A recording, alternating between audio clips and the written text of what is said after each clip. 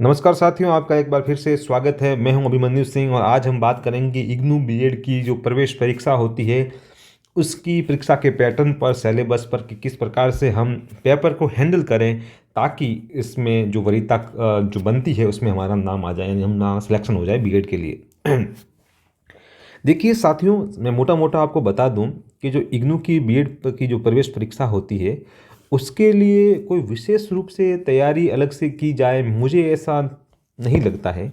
चूँकि हम सब टीचर हैं और ये एग्ज़ाम जो फाइट करके टीचर बने हैं, तो हमारे पास जो बेसिक हमारा लेवल होता है वो तो हमारा है ही।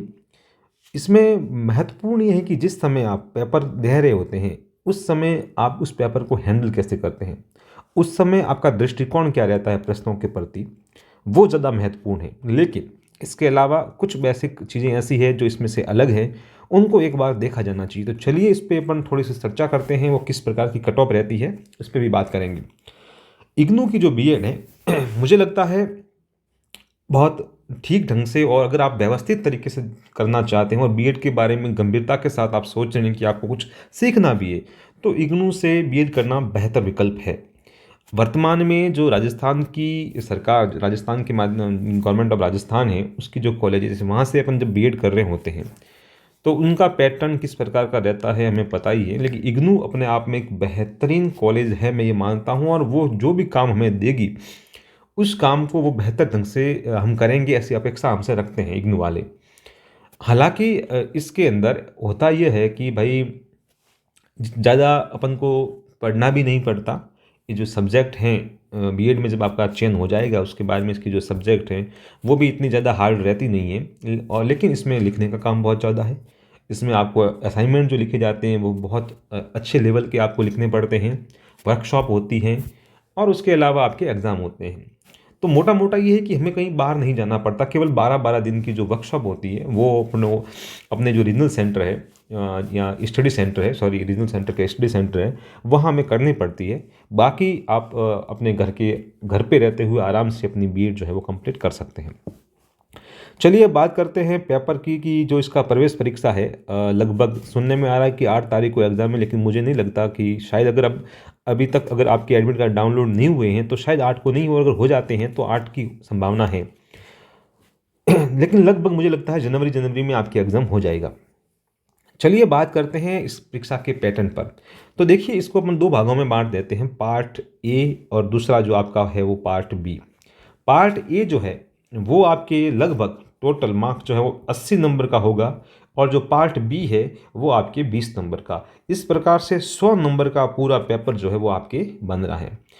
और इसकी अगर मैं कट ऑफ की बात करूं तो कट ऑफ जो है, मैं जनरल की बात करूंगा, कट ऑफ जो है वो 100 में से लगभग 70 प्लस माइनस 2, या तो 70 71 72 रहती है या फिर 68 69 रहती है।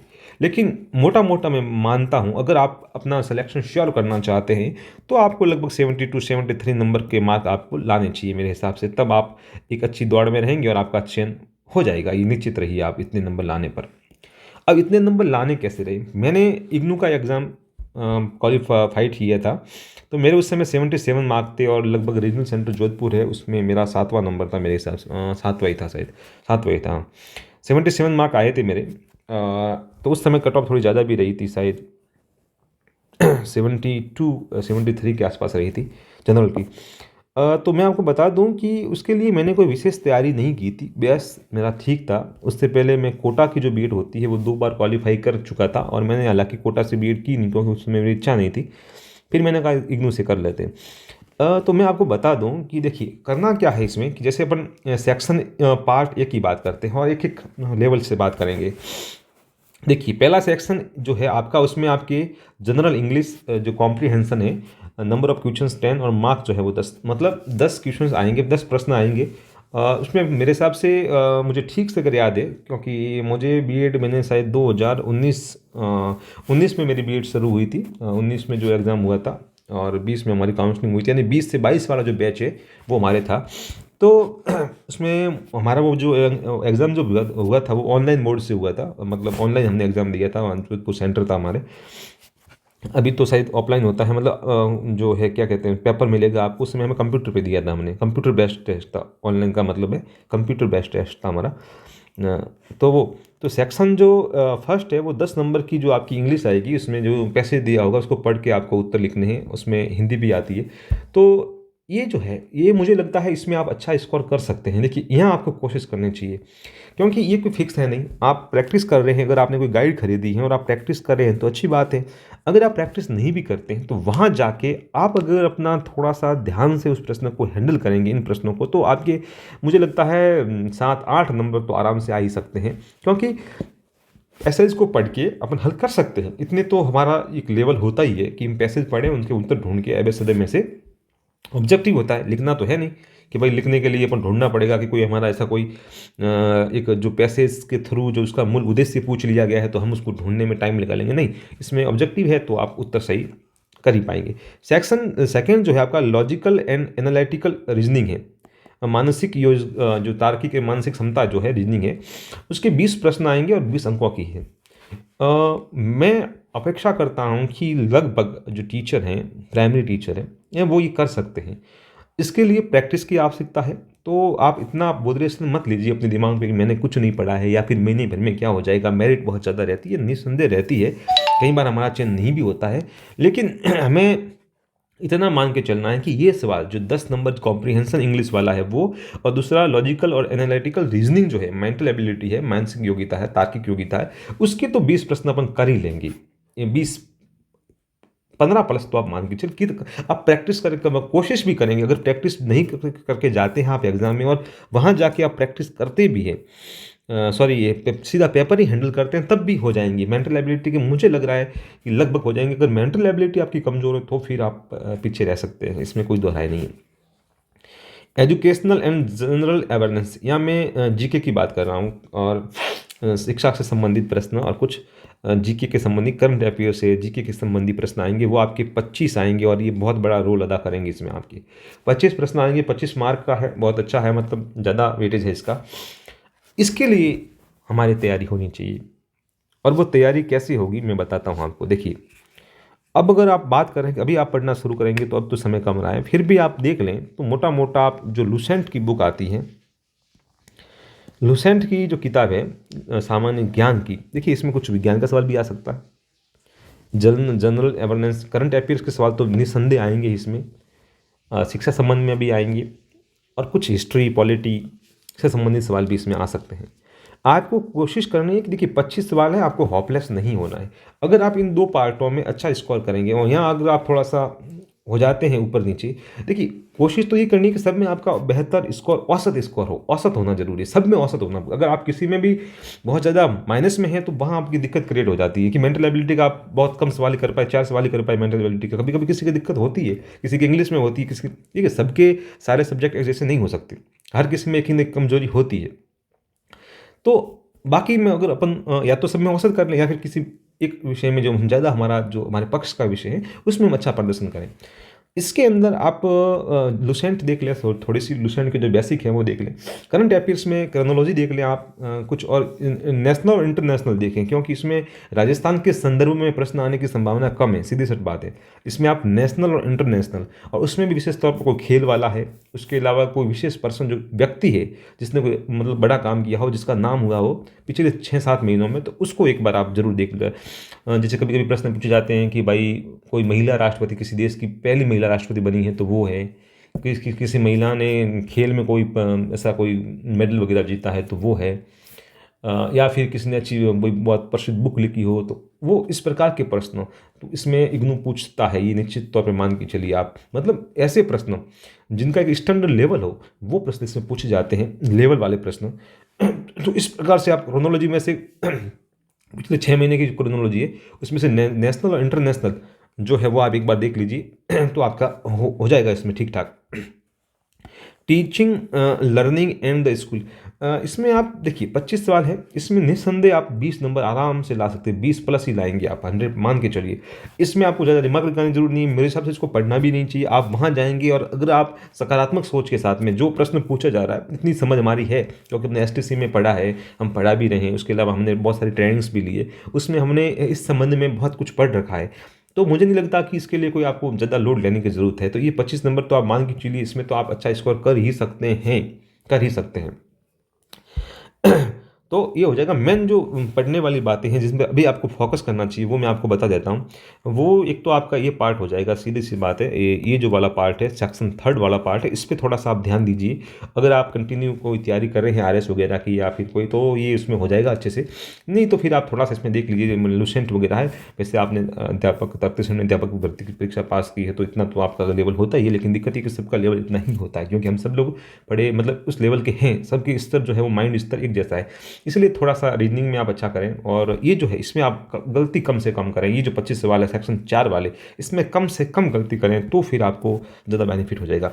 पार्ट बी में है चूज एनी वन सब्जेक्ट। इसमें से आपको कोई एक सब्जेक्ट का चयन करना है और 20 सवाल इसमें पूछे जाएंगे। यानी आपकी जो बीए ग्रेजुएट लेवल में आपकी जो सब्जेक्ट है, आप कोशिश करें वहीं ले। मान लीजिए कोई बीएससी है तो वो मैथमेटिक्स कर सकता है, साइंस ले सकता है। मैथमेटिक्स है किसी की, वो तो गणित के कर सकता है, कोई साइंस के कर सकता है, सोशल स्टडी के कर सकता है, इंग्लिश के कर सकता है, हिंदी के कर सकता है। जो जो आपकी बीए के अंदर या बीएससी के अंदर जो सब्जेक्ट थे, तो वो आप इसके हिसाब से कर सकते हैं। जैसे कि मैं आपको बताऊं कि जैसे कि आपके बीए के अंदर हिंदी था, और एक आपका जियो था, और एक आपकी हिस्ट्री थी। तो इस हिसाब से तो आप हिंदी भी कर सकते हैं और आप सोशल स्टडी भी कर सकते हैं, ये दोनों में कर सकते हैं। वहाँ आपके सामने ये कोई परेशानी नहीं होगी कि आपने ये क्यों नहीं भरा। अगर आपने गलती से सोशल स्टडी कर दिया और सोशल सामाजिक अगर आप विज्ञान कर लेते हैं, उसके सवाल कर लेते हैं, तो कोई दिक्कत नहीं होगी। आप भले वहाँ जाके आप हिंदी ले सकते हैं। आपकी जो बीए में जो सब्जेक्ट होगी, 2 सब्जेक्ट होती है, इसमें 2 का आपको चयन करना पड़ता है। तो भले ही जैसे कि मैं बताऊं, किसी के मान लीजिए बीए के अंदर हिस्ट्री, पॉलिटी और फिलोसॉफी मान लीजिए, तो बीएड में तो आपको 2 सब्जेक्ट सेलेक्ट करने ही है, तो आपको एक हिंदी भी करनी पड़ेगी और आप एक इतिहास लेंगे, सोशल स्टडी लेंगे। मतलब कि कहने का मतलब ये, एक तो 2 सब्जेक्ट लेनी है। तो सामाजिक विज्ञान तो आप हिस्ट्री वाला है, पॉलिटी वाला है, जियोग्राफी वाला है, इकोनॉमिक वाला है या फिलोसॉफी वाला है, तो वो तो सोशल स्टडी ही लेगा। लेकिन वहाँ 2 सब्जेक्ट लेने पड़ते हैं, तो हिंदी भी आपको लेनी पड़ेगी, भले ही आपकी बीए के अंदर हिंदी नहीं है। यहाँ आप हिंदी कर सकते हैं, और बीए वाला इंसान जो है वो सोशल स्टडी ले सकता है। इंग्लिश किसी के है तो इंग्लिश भी ले सकता है, और इंग्लिश नहीं है और इंग्लिश के सवाल ज़्यादा आ रहे हैं, आपकी इंग्लिश अच्छी है और आपकी ग्रेजुएशन में इंग्लिश भले ही नहीं हो, लेकिन आप इंग्लिश ले सकते हैं, यहाँ पर कर सकते हैं। यानी आप कर इसमें से कोई भी एक सेक्शन आपको चूज करना है और वो करना है, उसमें से 20 सवाल आपको। तो एक ये ध्यान रखिए कि आप सोशल स्टडी में भी एक ही बात कर रहा हूँ, जिसकी सोशल स्टडी बन रही है, हिंदी बन रही है, आप दोनों देख लीजिए ज़्यादा स्कोर किस में आपका हो रहा है। हो सकता है कि आपका जीके अच्छा हो तो आप सामाजिक विज्ञान में अच्छा कर लें, हो सकता है हिंदी की व्याकरण आपकी अच्छी हो तो उसमें आप अच्छा कर लें। तो दोनों में देखिए, अगर आपको 2+ नंबर हो रहे हैं, मान लीजिए हिंदी में आपको 16 सवाल आ रहे हैं और सामाजिक में आपके 18 सवाल आ रहे हैं, क्योंकि पेपर तो आपके साथ ही होगा, पूरा ही होगा, तो उसमें से आप क्या कीजिए कि आप 18 वाला कर लीजिए, सोशल स्टडी वाला। और बाकी अगर आपको लगता है कि नहीं आप हिंदी में अच्छा कर पा रहे हैं, तो आप हिंदी चूज कीजिए। इसमें मुझे लगता है कि इस वाले सेक्शन में 20 में से हिंदी वाला, मैं बता रहा हूँ आपको, हिंदी वाले में नंबर लाए जा सकते हैं, ऐसा कोई बड़ी बात नहीं है, बेसिक आपका होता ही है। कुछ चीज़ें जैसे कि आपको पर्यायवाची शब्द हैं, यहाँ आप ये मानिए, आप जैसे पर्यायवाची शब्द हैं, या फिर जैसे विलोम शब्द आप कर सकते हैं, शब्द शुद्धि जो है वो आप कर सकते हैं। इस प्रकार से आप ये चीज़ें जो देखिए, जो थोड़ी हार्ड हैं, जो आपको रटनी पड़ती हैं, याद करनी, उनको एक बार देख लीजिए। बाकी चीज़ें जो आपकी ध्यान से दिमाग, तो इस प्रकार से आप वो टॉपिक देख लीजिए हिंदी के अंदर जो थोड़े से रटने वाले हैं। जैसे शब्द अशुद्धि तो आप पता लगा लोगे, विलोम शब्द हो जाएंगे आपके, उसके अलावा विशेषण, संज्ञा, सर्वनाम वगैरह होते हैं, तो वो तो आप कर लोगे। तो कुछ ऐसे जैसे पर्यायवाची शब्द हैं, जैसे कि क्या बोलते हैं उसको, 1-2 टॉपिक ऐसे हैं जिनको रटने पड़ते हैं, तो वो आप एक बार रट्टा मार लीजिए उनका, एक बार अपनी आंखों से 2-3 बार निकाल लीजिए। 2-4 दिन है आपके पास में, आप फिर आगे 15-20 दिन मिल जाए आपको तो भी कर लिए। सोशल स्टडी में तो देखिए जीके, सीधी सी बात है, यही है आज में को। तो वो आप देख लीजिए कि लुसेंट अगर आप देख पाते हैं, जैसे पॉलिटी के हैं, हिस्ट्री है, उसमें ज्योग्राफी है, वो देख सकें आप, वो देख लीजिए। नहीं तो फिर आप 9th एंड 10th की जो बुक है वो आप देख लीजिए। लगभग 9th और 10th की एनसीईआरटी की जो किताबें हैं, उसमें से आपका कवर हो जाएगा एनसीईआरटी, तो वहाँ से कवर हो जाएगा 20 नंबर का, उसमें से आप 15 नंबर ले आते हैं तो आपका हो जाएगा। मेन जो चीज़ मैं आपको बता रहा हूँ, आप इस सेक्शन 3 और ये जो आपका सेक्शन 5 है, सॉरी, इस पे आप फोकस कीजिए। बाकी सारी चीज़ें ये 10 हो जाएंगे, इसमें भी हो जाएगा। और अगर ये आपका कमज़ोर नहीं है तो मैं बता रहा हूँ, तो आराम से आप बिना निश्चित होकर एग्ज़ाम दीजिए और इस ढंग से दीजिए कि आप इसमें पास हो जाएंगे। अगर आप ऐसा मानते हुए एग्ज़ाम देंगे तो आपका चयन 101% हो जाएगा। 75 का आप टारगेट रखिए, नंबर इतने लाने हैं आपको। बाकी तो पेपर पे डिपेंड करता है, मेरिट 60 भी रह सकती है अगर बहुत ज़्यादा अलग ढंग का पेपर आ जाए। लेकिन औसत औसत अपन बात करें कि लगभग पिछले 5 सालों का अपन एक औसत देखें तो वो 70 के आसपास बैठता है। तो हमारा टारगेट है वो 75 के आसपास होना चाहिए।